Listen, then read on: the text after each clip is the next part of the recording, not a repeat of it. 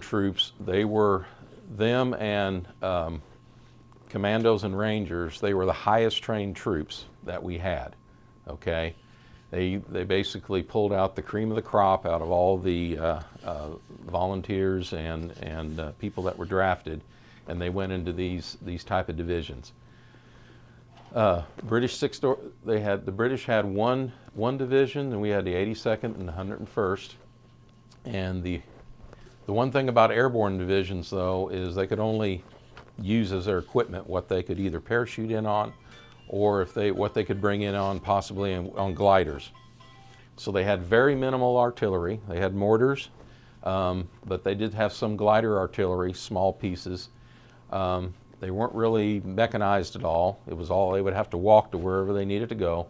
And they were normally initially supplied for 2 to 3 days.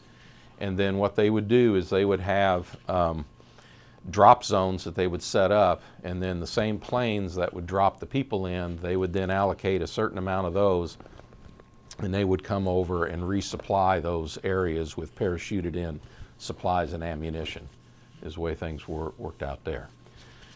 So when you look at on the airborne, on the U.S. airdrop plan, so if you look at this area right here, this is actually right over, let's see, the best place to see that. That's right in here, okay?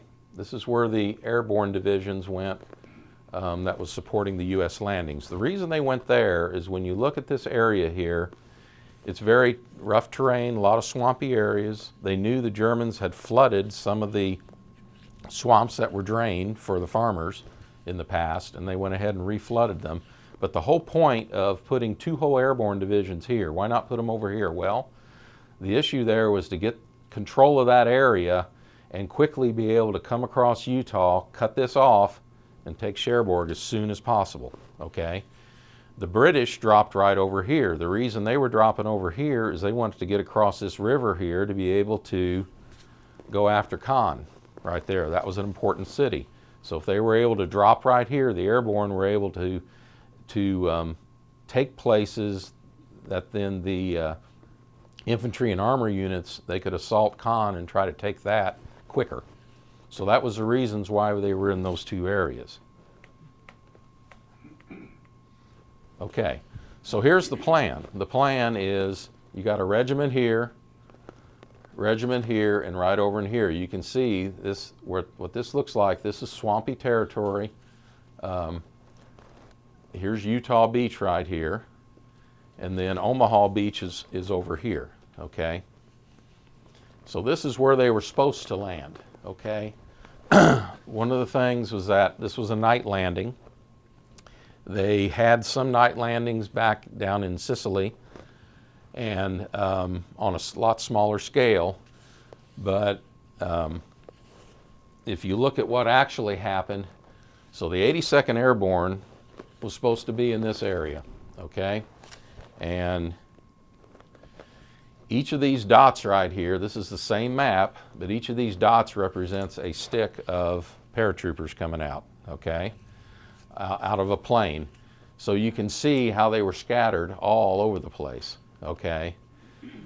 So they couldn't necessarily concentrate. It took them a little while to concentrate to be able to get to their missions, what they were actually supposed to do. There was a German unit right in this area that they were going to take out, and then they were going to stay across the river and take this one city right here and get across this river and hold that, so then once the troops from Utah Beach, then they could go that direction and cut off that peninsula so that Cherbourg could be taken. 101st, some of it was better, but some of it wasn't. They had actually some that were going, I don't know why, they were almost 14 and 12 miles from their DZ.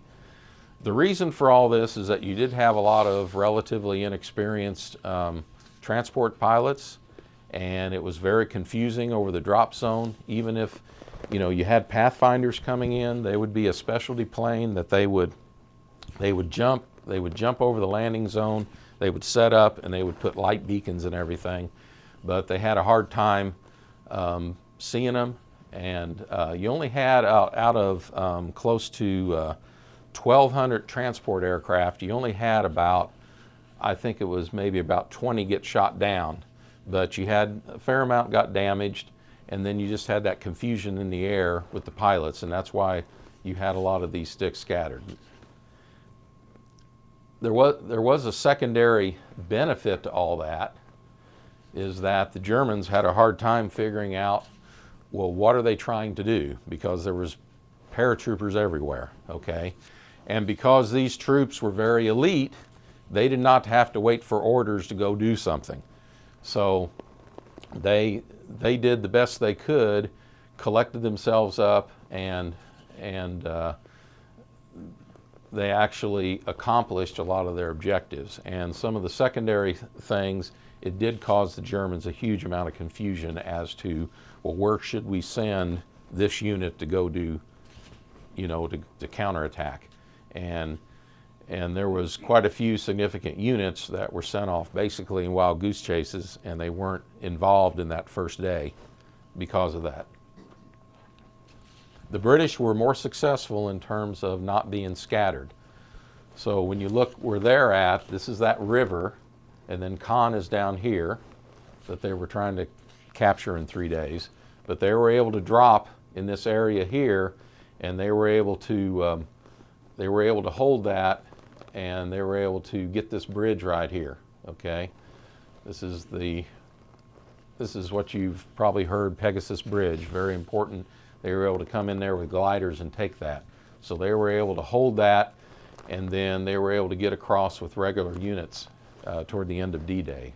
So the British Airborne, somewhat more successful in their first day's objectives, but one of the things with the British 6th Airborne, just as the days went on through the Battle of Normandy, they had a lot more counterattacks against them. And at the end of the Normandy campaign, basically the British Airborne was pretty well destroyed, and they never did rebuild it. Now they obviously refurbished the 82nd, 101st, and then they dropped at Arnhem, in September. But the British 6th Airborne really didn't come back as a paratroop unit after Normandy. Now you can see, hopefully you can see this a little bit. This is a typical what the hedgerow country looks like in Normandy. What you can't really tell, but in this area, these are all flooded. Okay, these are landed where it's not flooded. These are flooded, and there could very well be gliders over here you just don't see because it's 8 foot of water or so. This is a famous photograph here. This is Ike talking to members of the 101st Airborne. Supposedly his aide right there, what he was saying was that Ike did his normal thing, talking, but he ended up getting into talking about fly fishing. Just something to talk to him about. But you can see the paratroopers, basically their outfit is designed that they can carry a whole lot of stuff. So every little bulge pocket is something, because they're on their own, supposed to be on their own for at least 2 to 3 days at least. So, okay.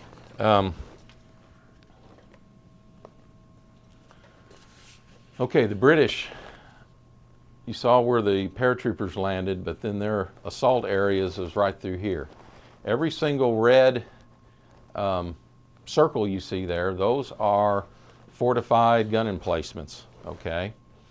And one of the things with Juno, Sword, and Gold beaches is that those beaches were fairly narrow even at low tide. So one of the things that the British did have an advantage was that they were able to get on the beach and there wasn't that much of a distance they had to traverse.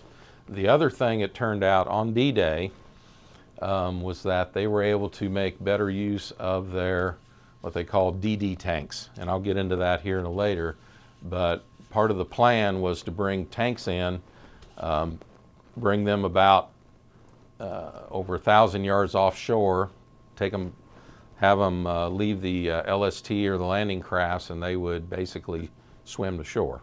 And I'll show you how that, you think, how can a 30-ton tank float? Well, I'll show you how they figured that out.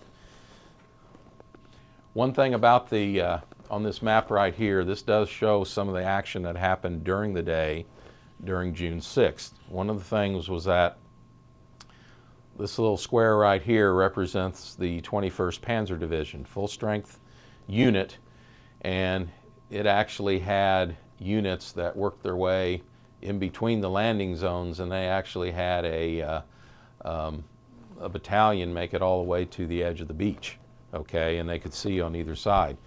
So it sort of shows how important that even with all this stuff going on and being able to successfully land, if there were more German armored units close to the beach, it would have been a lot worse, okay?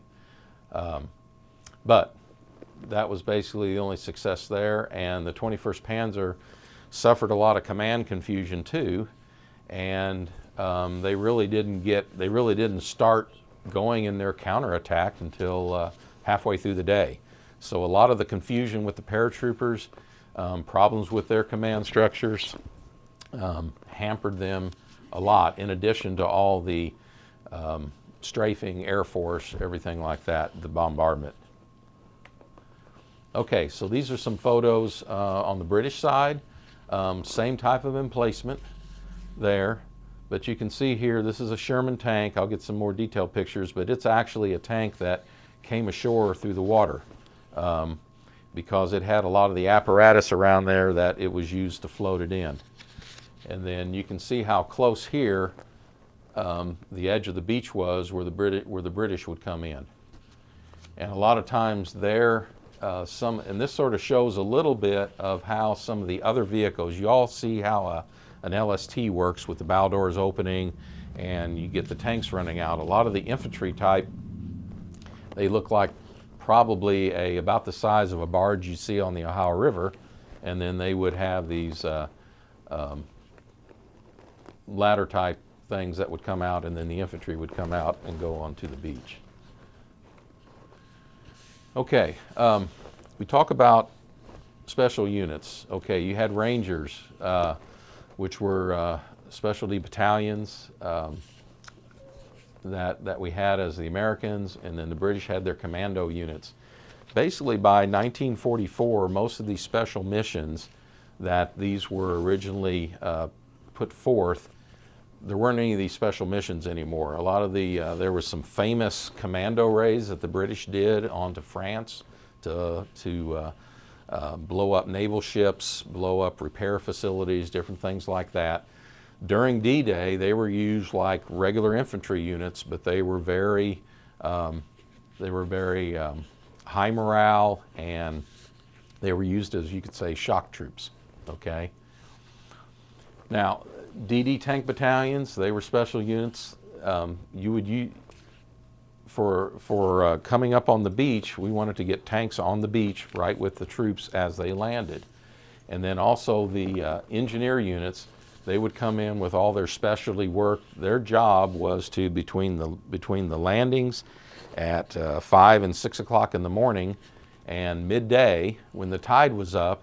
Their job was to blow up all these obstacles so that the reinforcement ships could come in with supplies and reinforcement. So they had a huge amount of equipment with the demolition charges, different things like that. One of the things on Omaha Beach was they had a lot of explosives so that they could blow up these lanes to get off the beach, because the Germans had basically put huge walls in the normal natural gullies that would give you the roadways that would get you down to the beach. So they would put these very high concrete walls, and those had to be blown up to be able to exit the beach. So, talking about what a DD tank is, okay? We have a tank down at the museum. We don't know whether it was ever used as that, probably not. But when you take a standard Sherman tank and you weld a metal sort of sort of a hat brim around it. And then you've got a canvas thing right here that would be raised, and the sides of this is inflatable. They're basically inflatable struts that hold this up. And then on the back of it, you've got propellers here that are actually tied into the rotation of this wheel right here, okay? Which was fairly ingenious in that once this got into the water, it would go about this high right here, and it would sit there and float. You can see right here, this is an actual 30-ton Sherman tank that's actually coming out through the water. This is actually not a picture of landing on the beach, but this is actually, they used them later on in early 1945 crossing the Rhine River. So this is actually a picture of a Sherman tank going across the river.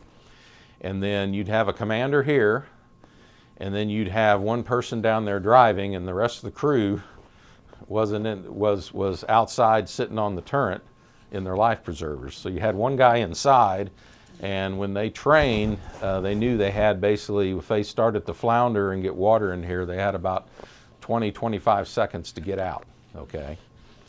Now, what's interesting here is that since these were hooked into the treads, you could steer this thing in the water the same way you drove it on the land. So if you, the way a Sherman tank works is you got two levers, and if you break one side, it makes the other tracks go quicker, and then makes you do a turn. So if you want to turn to the right, you pull back on the right stick, and then you move the same way as a bulldozer. So it worked the same way here. So if you slowed down the one side by breaking that, it slowed down the rotation here and sped this one up. So it was pretty neat. It was a pretty neat way to steer the tank. Now the issue was on the Omaha Beach sector, the storm that was from the night before really got the waves whipping up. So on Omaha Beach, they had waves. It didn't look like a mill pond here in the river. They had waves that between at least around 4-foot waves, and some of them even crested to 6. So some of the LST that would lower their ramp about 1,000, 2,000 yards out, I know this one battalion, they lost half their tanks right away within probably a minute. Once they got out there, they got a little bit, and then they just got swamped. On the British sector, the waves were only about 2 feet, and they had very few casualties there. So one of the reasons Omaha Beach had some of its problems was that probably almost close to half of the tanks that were supposed to land at Omaha, they floundered in the water and didn't get landed. So that was a big deal. Okay.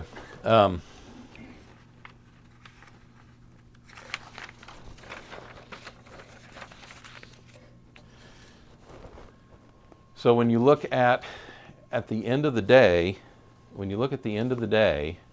this is an actual map that was used to brief probably Bradley and Eisenhower. But you can see on the British side, they were able to get in and come in this way. We did break out we got on the beach on Omaha eventually toward the end of the day, and then they were able to start advancing that direction. The 4th Division had definitely a good landing there, and then you had the airborne divisions there. So at the end of the day, we were on the beach and holding. Same with this, they were going inland, and the British had a very good landing there.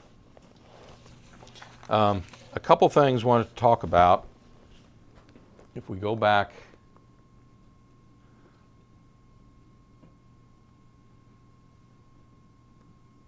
okay. We hear about on the Rangers and Commandos, on the Ranger units, you hear about Point du Hoc, which was, I believe, right in here. And why was that so important? It turned out that the guns that were supposed to be there were not installed. A couple other places along there, some of the guns that were in there weren't as powerful as they thought. Okay, but there were quite a few emplacements, and until they were taken out, they did cause a lot of problems. There were actually on all the ships that went into Utah, I think they lost close to 6 to 10. Maybe wasn't an LST, but some of the smaller ships. So if you were unlucky enough to be the person that that gun was aiming at, they were very effective in taking out, but they were only active for not that long a time before they either got on the beach and was able to come under tank fire, or as soon as they opened up and were revealed themselves, the naval gunfire took them out. But it was a big deal to take out a lot of those naval guns that were in place there. One of the reasons why it was it would have been very difficult to invade in the other area that the Germans thought we were going to invade in Calais was the fact that they had a lot more of those guns there and the concrete fortifications. There were some, but nothing to the extent of what was up north. Okay. Let's see. So when you look at these are some of the reasons why things turned out, why they planned it the way they did. And so you ask yourself the question, okay, was it considered a success? I think obviously it was, but the beachheads were established, but they were not linked per plan. The plan was that Omaha and Utah, they would get linked within, I think, probably 3 to 5 days at the most. The British, all the British beachheads they were planning on those being all linked up after the first day. They were very much established, but the British were not linked up. This was a success that the airborne units were defending that critical terrain, okay? But the supply, because especially on Omaha, because they really didn't get up and out of the beach, there was like almost 6 hours behind schedule there, and the amount of supply they were able to land, they were probably 3 days behind schedule after the first day. Okay, now they were able to overcome that, okay, and we were able to do what we needed to do even without the lavish supply that they were planning on, okay. The good thing was that weather was improving, okay. There wasn't really too much during D-Day itself. There wasn't a huge amount of aircraft flying because it was sort of overcast, and the amount of time that let's say a P-47 up there could get below the clouds and try to figure out what they were doing and be able to get back up was a smaller amount of time. But once that weather was improving, then you could definitely, if you were a P-47 pilot or a Typhoon pilot, you could definitely see from a distance targets a lot easier and be able to set yourself up for doing either strafing and ground support. So that was a good thing, and they expected at least another week of clear weather. There wasn't really another storm until about 2 weeks later that lasted about 3 days. So one of the things, though, is you hear a lot of this is the actual plan, is what they thought they could do, okay? You would land on D-Day, they would link all that up, and then by D-Day, they would be there. By D+2, they'd almost be the Cherbourg. D+9, they would be along here, and they would work themselves out D+20. So they ended up, I don't think Cherbourg was taken till I think it was the 14th. It took 2 weeks to take Cherbourg, and it was significantly damaged when they did take it. Okay, like I said, if you've watched a lot of movies, Khan wasn't taken in 3 days. Okay, it took them a while, and a lot of huge armor battles right through here. And it wasn't until actually toward the end of the Normandy campaign that they pushed their Third Army broke out here, and they were able to surround the German units there and then race across France. So I would entertain any questions at all. I tried to focus on why things were the way they are, but not exactly play by play, blow by blow, what happened, you know, every hour of D-Day. But hopefully this is a different perspective that maybe you wouldn't normally hear. So any questions about anything? Yes, sir. Give us an idea how powerful we were at 44. While normally what's going on, the Marines and Navy were capturing us, Saipan, Tinian, and Guam, Marianas. All that's happened at the same time across the world. Yes, that was a big deal. Even through 1944 and the build-up here, we were still under that Europe first. Okay, but when you look